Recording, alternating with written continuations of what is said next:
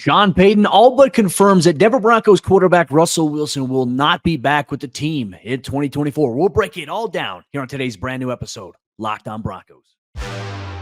You are Locked On Broncos, your daily Denver Broncos podcast. Part of the Locked On Podcast Network. Your team every day.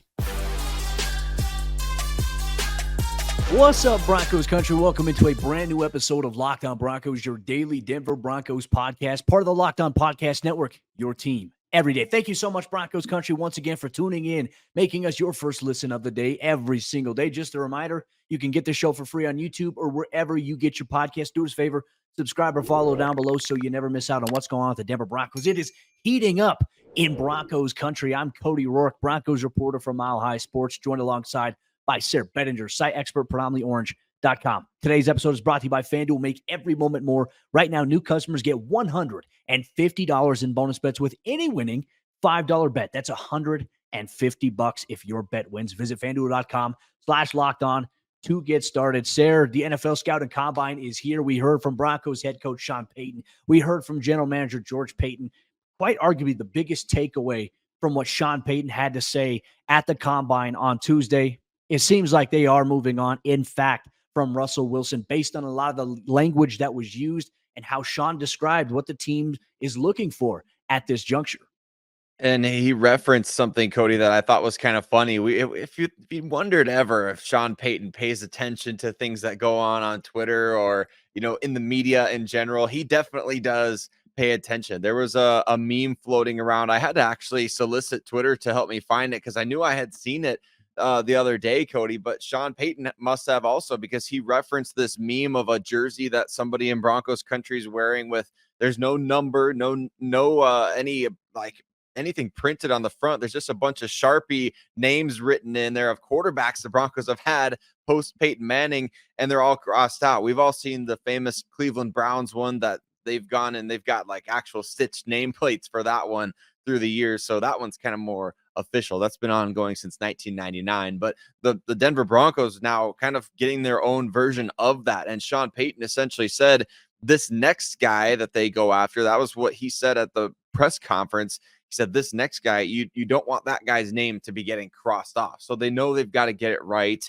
And although that's a little bit lighthearted, I think it kind of, you can break that individual statement down in so many different ways. When he says this next guy, you immediately assume, well, he's not talking about Russell Wilson. He's now saying that the next guy, if there's a next guy, that Russell's going to be the next name crossed off that list. And so it's not a short-term option either. Not some, guy who's going to come in and hold down the fort, as he said. If you don't want that next name to be getting crossed off, there's a lot of ways that you can read into that. But I think the number one thing that I glean from it is that they're looking for that dude that can be the franchise QB.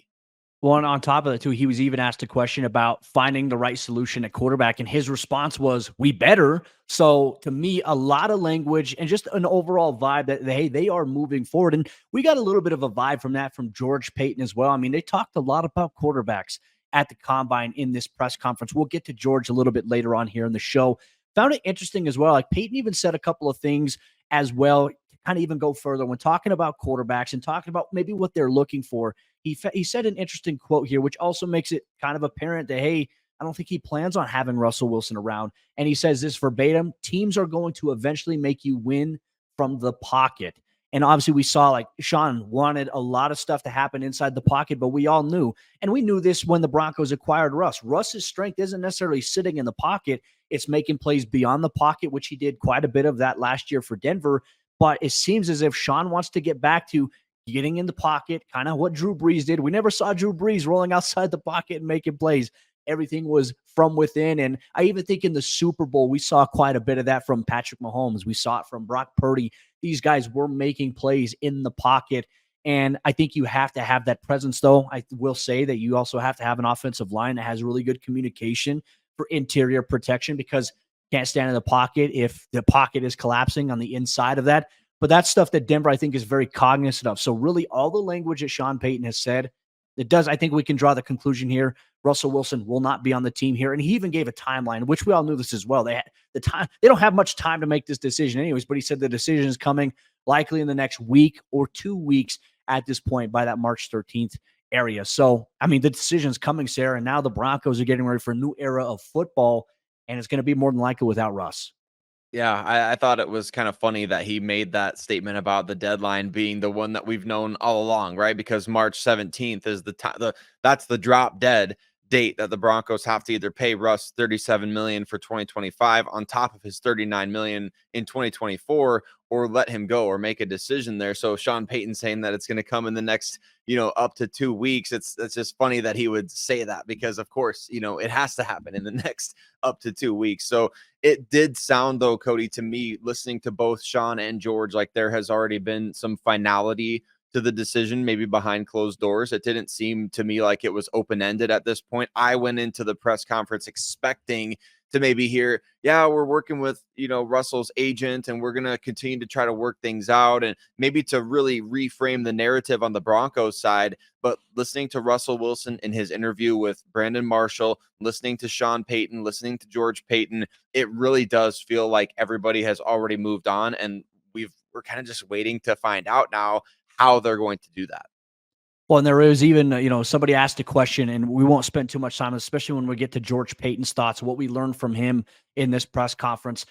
George did mention that they haven't heard anything from other teams. I mean, now that could be GM speak. I'm sure that there are some teams out there that could have interest in Russ, but I'm very curious to see what those conversations would look like. But all signs right now point to a release on March 13th, and then we'll see what happens for Denver. But there's a lot of options that they have in terms of financial flexibility, which the new salary cap, as we talked about on yesterday's episode, Locked On Broncos, folks. If you didn't have a chance to catch that episode with Sayre and I, we kind of really broke down how, hey, that extra 30 million gives Denver flexibility to maybe do a little bit more. And the Broncos, they're buying into that. Sean Payton, George Paton, they recognize that it gives them more breathing room. What they decide to do, I think, is going to be very interesting. And hey, we're going to find out, because NFL free agency frenzy is coming up. We're going to get through the NFL Combine this week. There are a lot of things at stake for what Denver does this offseason that'll set the table for July in training camp, and we're going to have you covered every step of the way. We're going to share our thoughts. You're going to hear Broncos Country from George Paton, some of his thoughts on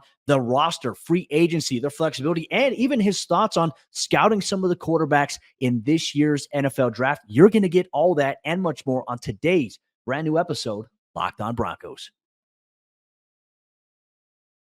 The NBA season is in effect here in the second half stretch, as teams are making a push for the playoffs to try to get good seeding, to try to make it in the dance. As you all know, the Denver Nuggets, Nikola Jokic, they're hoping to continue to be where they're at. If you listen to Locked On Nuggets, you'll know exactly that the Nuggets are hitting their stride right now in the second half of the season, and you can hit your stride with FanDuel Sportsbook, America's #1 sportsbook, and get buckets with your first bet on FanDuel, because right now, new customers get $150 in bonus bets with any winning $5 bet.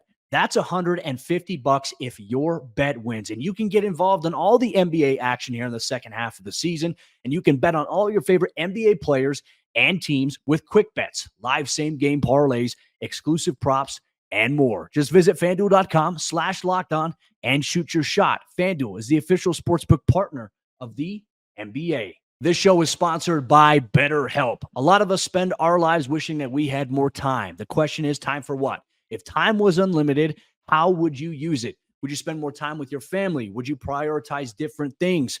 These are questions I even ask myself all the time. And the best way to squeeze that special thing into your schedule is to know what's important to you and to make it a priority. And therapy can help you find what matters to you so you can do more of it. If you're thinking of starting therapy, give BetterHelp a try. It's entirely online. It's designed to be convenient, flexible, and suited to your schedule. And you just fill out a brief questionnaire to get matched with a licensed therapist. And you can switch therapists at any time for no additional charge. I've loved the interface that BetterHelp has. It was super easy for me to sign up when I did.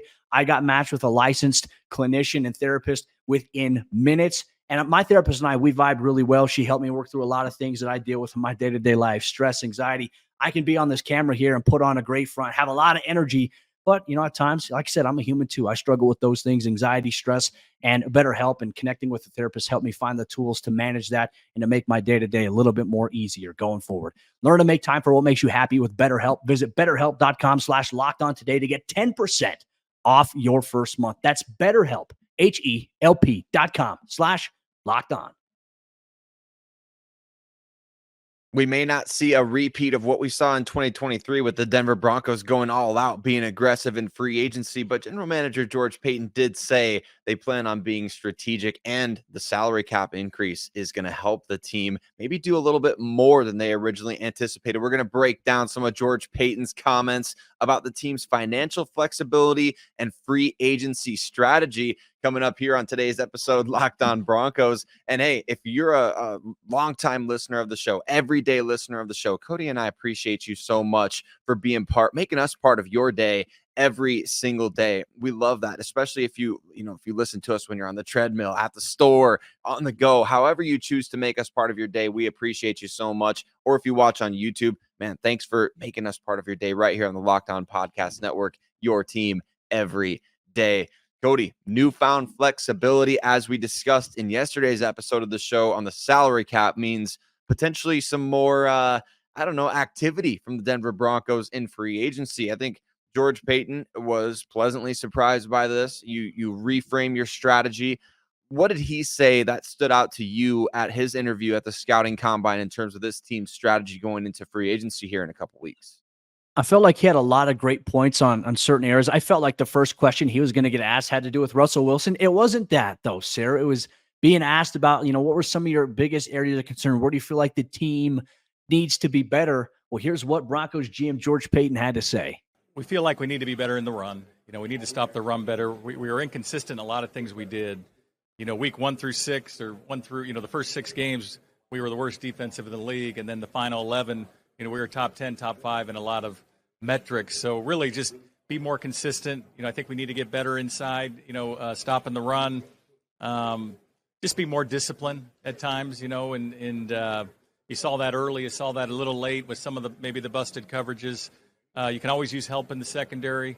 But I feel good about the young core on defense, and we'll just continue to add depth. Man, I thankfully he said that, Cody, because you and I have been talking about this as maybe the team's biggest need defensively, as improving in the trenches. We've pointed out a number of times, 30th in the league last year against the run, 32nd in yards per carry allowed defensively. So really, this is an area of the roster in the defensive line and free agency. This is where, if you're going on and you're doing your projections on Spot Track and you're looking up lists on Pro Football Focus and things like that, look at the defensive line for where the Broncos are going to go. And probably, Cody, I think it's safe to say maybe everybody below Chris Jones on that list, because Chris Jones may be priced out of the Denver Broncos range. Probably not going to have a $30 million per year D lineman in the cards this offseason, but there's depth all over the place in free agency. There's veterans that can help you. There's former first round picks that can help you. There's a lot of different guys coming up on their second contract who started to maybe blossom in year 3, year 4. There's ways the Broncos can take advantage of this in free agency while also being, as George Paton said, strategic. You have to be strategic. And look, I think to a point, right? Strategic doesn't always mean going out and making the big splashiest moves. I want to reference this again. I felt like what the Houston Texans did last offseason, they signed so many dudes to 1-year contracts, not only just last year, but the year before in free agency. Not necessarily big name guys. Now, obviously, they nailed their draft with CJ Stroud and Will Anderson Jr., but they got guys who are just, coming into their situation, role players at best, and they did a really good job in a system and structure that really benefited them. And so it's up to the Broncos coaching staff to create that for whoever they decide to bring in. Is it a good fit, right? Are they a good locker room fit? It's not just about scheme fit. Like, they got to check all these boxes about being a good teammate, being a good locker room presence, doing good stuff off the field. Like, these all factor into it. And with that, like, being strategic means, there's a level of smartness to it. And George Paton himself even said that Denver, they don't necessarily plan on being as aggressive as they were last year. We're going to be Mike, like we said, we're going to be strategic. We're not going to be as aggressive as last year. We have flexibility, but we're going to, just be more measured and try to fill specific, positions, specific needs, throughout the team. But feel like we'll have the flexibility to do that. But we're not going to be like, we can't do that every year and be aggressive like we were last year. And really, there's no need to do so, right? The thing is that the last 2 years, 2022, 2023, Broncos did not have a first-round draft pick or a second-round draft pick. So you kind of have to be that aggressive side in free agency. Yeah. You have to supplement your lack of assets in a certain way. So not having a second round choice in 2024, Cody, I think that does factor into free agency a bit, because you expect to get a starter or somebody who's going to be a quick study in the second round of the NFL draft. I assume the Broncos will supplement that in free agency somehow. So take that for what you will in terms of the level to which the Broncos will go in signing somebody. But I think the way that George is describing is kind of the way you should almost approach free agency every single year. You should be selective. You should attack specific needs. You should be measured in the way that you go about being aggressive in free agency and on the trade market. Is really fun for the offseason, right? We loved at the time the trade for Russell Wilson. We loved Broncos' aggressiveness going after Randy Gregory, stealing him from the Dallas Cowboys. You love X, Y, and Z. You love the moves to go get Kyle Fuller immediately after he's released. Go get Ronald Darby the second free agency opens. All of these moves, the fan base, you love to see the aggressiveness. But man, how many of those have really worked out for the Denver Broncos, in all honesty? I mean, and you could go back through the team's rich history of being very involved in free agency. They've had some big time hits, but when you're over aggressive in free agency, you're paying guys, you're getting guys to say yes during that legal negotiating period. When you haven't had a chance to really sit down with them, you may not know them personally. You may not be able to do any sort of, does this guy fit in my locker room, other than players that you know maybe from previous stops. So it's one of those things, Cody, that I like that direction in free agency way more than just saying, let's go throw as much money as we can at the biggest names out there and see what happens. Yeah, that usually, I mean, it's nice, it's entertaining, but it doesn't always work out, and it kind of puts you in a hole at times. And look, I think George, for all the flack that he gets from some of the picks, some of the signings, I think that his mindset, I think his vision on building a team, I think is in a very, very good place, right? There's no magic 8 ball that comes out and says, hey, this signing is going to work, this trade is going to work. You love the moves as you make them, you see where the vision is at, and you have to be able to admit, hey, when it didn't work out. And I think George is very much on board with that. Now, we do know one thing. The Broncos are set to meet with J.J. McCarthy out of Michigan. I think they're going to have dinner at some point. They're meeting with him on Tuesday evening here. Being able to look at the quarterbacks is important. And George had said this for Sean. He said it's important for Sean to see the quarterbacks, the coaches to see the quarterbacks. It's important to do that. He himself had a little bit of a front row experience of watching all of these quarterback prospects in the fall, part of his job as GM, and also being very involved in the scouting department.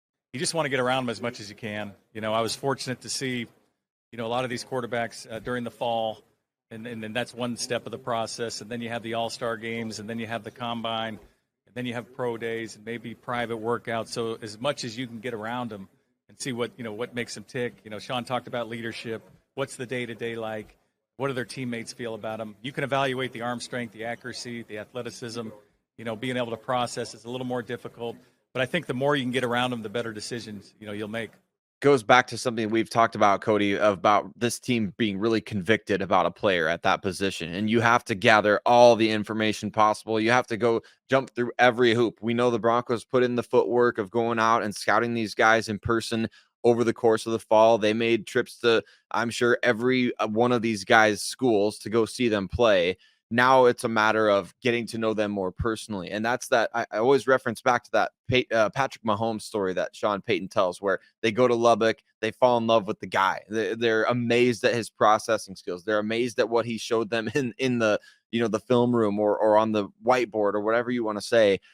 That type of thing is going to be the most crucial as we get through this process. And that may have been the reason why, George Paton, quite frankly, why he passed on the 2021 class. You get these guys in the film room, things like that, and you're not sure, are they going to be able to process at the NFL level? That's something that the Broncos need to, I don't say they need to sell themselves on, but that's something that they'll need to be sold on. I've seen a lot of commentary on Twitter from, guys like Kurt Warner, former players who do film analysis that, hey, they worry that these guys aren't running a lot of NFL concepts at the college level. How does it translate? Does that lead to them struggling when they come in? Like, these are great questions. And look, I think the Broncos will find out when they do these interviews and they put guys up on a whiteboard, like all the stuff that we're going to hear about here in a few weeks, even leading up to the NFL draft. I am so excited about, but it does appear as if drafting a quarterback is a high priority this year for the Denver Broncos. That's the vibe about something we learned from George Paton and Sean Payton's press conference. We'll dive a little bit deeper into that, including some news on a superstar cornerback that they have in a decision that's coming up regarding Patrick Surtain on today's episode, Locked On Broncos. Today's Locked On Broncos is brought to you by our friends over there at eBay Motors. Passion, drive, and patience. It's what brings home the winning trophy, and it's also what keeps your ride or die alive. eBay Motors has everything that you need to maintain your vehicle and level it up to peak performance, from superchargers, roof racks, exhaust kits, LED headlights, and more. Whether you're into speed, power, or style, eBay Motors has got you covered. With over 122 million parts for your number one ride or die, you'll always find exactly what you're looking for. And with eBay Guaranteed Fit, your part is guaranteed to fit your ride every time or your money back. Because with eBay Motors, you're burning rubber, not cash. With all the parts you need at the prices that you want, it's easy to turn your car into the MVP and bring home that win. Keep your ride or die alive at ebaymotors.com. Once again, that's ebaymotors.com. Eligible items only. Exclusions apply. eBay Guaranteed Fit only available to U.S. customers. It appears as if quarterback or bust is the Broncos' mentality for the NFL draft, based on what we heard from George Paton and Sean Payton in Tuesday's press conference at the NFL Scouting Combine. Thanks once again, Broncos Country, for tuning in, making us your first listen of the day every single day. And all you everydayers out there, we appreciate you so much. You make this show exactly what it is. Sayre and myself, we're honored to be able to sit here every day to talk to you about your favorite team. Thank you so much for all that you do. Make sure you subscribe or follow for free on YouTube or wherever you get your podcast, so you never miss out on what's going on every single day all year long, because for the true fan, there's never an off season. Sayre, really kind of getting into what did we learn from George and Sean Payton's press conferences. We've shared our thoughts and our reaction to things that they said, but I felt like the main takeaway that I gathered from them is that drafting a quarterback probably is their top priority. I mean, they mentioned it. They talked about maybe what they're looking for. I mean, Sean Payton even said about, talked about prototypes of certain quarterbacks. They brought up that they got to get the quarterback position right. To me, it says, okay, is Denver putting out smoke screen to other teams here, or is there truth with what they're saying?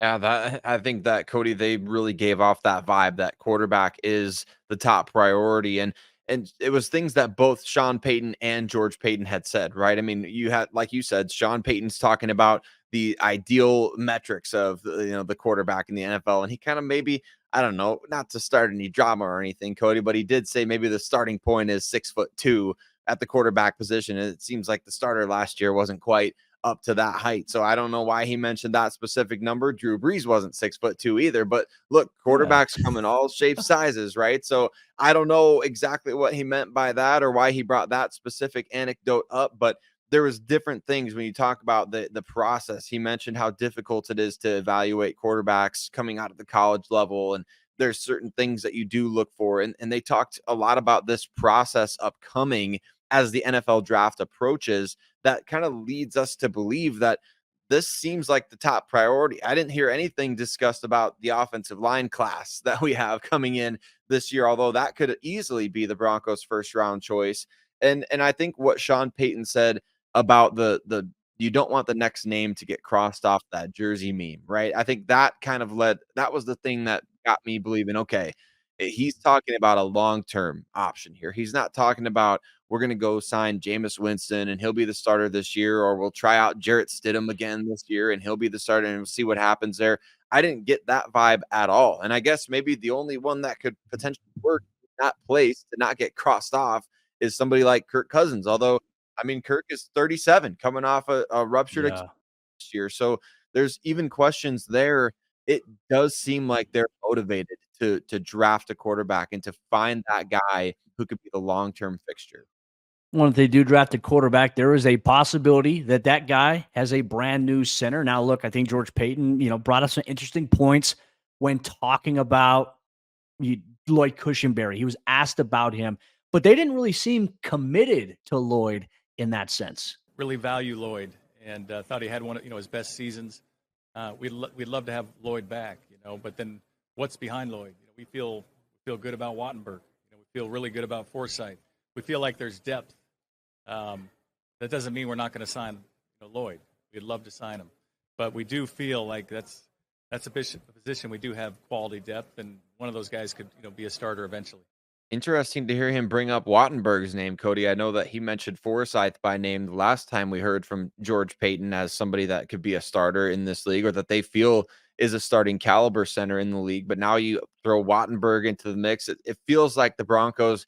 Look, I know George Paton is not going up there with ill will or anything, but certainly that could be perceived as posturing from the team's perspective. Hey, we feel like we've got two starting caliber guys behind him. So unless you drive that price down, you may have to test your options in free agency. That's kind of how I heard that from George Paton in terms of what we're kind of going up against with free agency on deck. Well, Alex Forsyth, could he be snapping to his former college quarterback, Bo Nix? Certainly a possibility that is in the realm there. Maybe this is something they're like, hey, we have comfortability. Bo knows Alex. Alex knows Bo. You don't necessarily have to worry about the relationship between quarterback center exchange with those two guys there. But I will say Jackson Powers Johnson, man, my goodness, out of Oregon, he is a dog. I would love to have him in Denver. Probably not going to happen. Then again, you never know. Something could surprise you here. Looking at that as well, I also felt like we learned a little bit more because you and I had asked about this just a couple of weeks ago, and we were looking at all the positions, looking at previews, like what are the biggest questions, reflecting on 2023. We were wondering what's the Broncos' plan here with Drew Sanders. Is he going to stay at edge or is he going to move back to off-ball linebacker? Right now, it seems like the plan is for him to stay at edge rusher. But George had mentioned that he and the coaches, they're going to work with Drew on figuring out if that's going to be what he does. But it seems like that's going to be the move here. What were your thoughts on when George revealed that? I think that it was great confirmation of things that we kind of had heard written. I know Mike Kliss had written some things that the team was more impressed with him off the edge.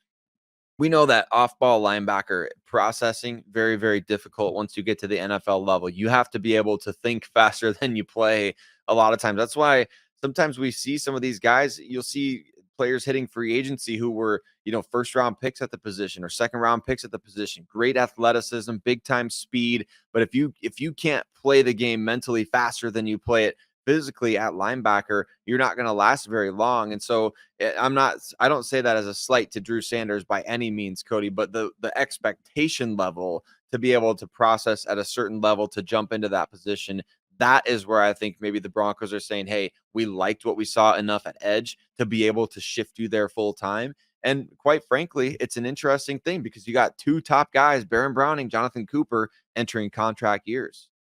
And you have Nick Bonito, who's rising up as well, which, that's good. And if you have Drew who can be something, I think, and I said it as well, I put out a tweet earlier before George and Sean met with the media. I truly feel like Denver's edge rusher group right now, I think they have all the potential to develop into something special. I think you really fix that issue on the interior defensive line, and I think we're going to see those guys take off. I really believe in that from my football background. Then again, I could be wrong. I just have a very good feeling about it. And then probably like in the most least surprising news here that, George Paton confirmed that the Broncos is going to be a no-brainer. Easiest decision they'll ever make is to pick up Patrick Surtain's fifth-year option. Now, he was also asked about whether or not they're going to work on an extension. George kind of reiterated, like, we got so much going on right now with free agency, the draft, trying to get to where we need to be. But it does seem like that is going to be in the works here for the Broncos this upcoming season. Right, because I think that 19 plus million that Pat Surtain is going to be owed on the fifth-year option, that really ramps up. I think that really helps the player, to be honest with you, to say, hey, the fifth-year option number is over 19 million. It's essentially a franchise tag. We want to work out a long-term deal, get that cap hit down for at least a couple of seasons and be able to sustain elsewhere on the roster. So it is premature potentially, but I think this summer, and knowing what that figure is now, knowing that the Broncos do have to pick up that fifth-year option by around May, that does maybe help Pat Surtain get that long-term deal done. Well, Broncos Country, what are your thoughts on what George and Sean had to say? There was a lot that we gathered from that. All signs point to them moving on from Russell Wilson. That's going to come within the next week, 2 weeks' time here. Changes are coming, Broncos Country. Does this excite you? Does this keep you a little bit optimistic about what's to come in the offseason? Let us know here on the Locked On Broncos podcast. But for all you everydayers out there, here's what you can expect for tomorrow's episode of the show. Sarah and myself, we're going to continue our NFL free agency preview. Could Sean Payton potentially reunite with one of his favorite pass-catching tight ends on a low-market deal to add some value to the tight end room? Could Jimmy Graham make his way to the Denver Broncos this offseason? We'll dive deep into that and much more on tomorrow's brand new episode of the show.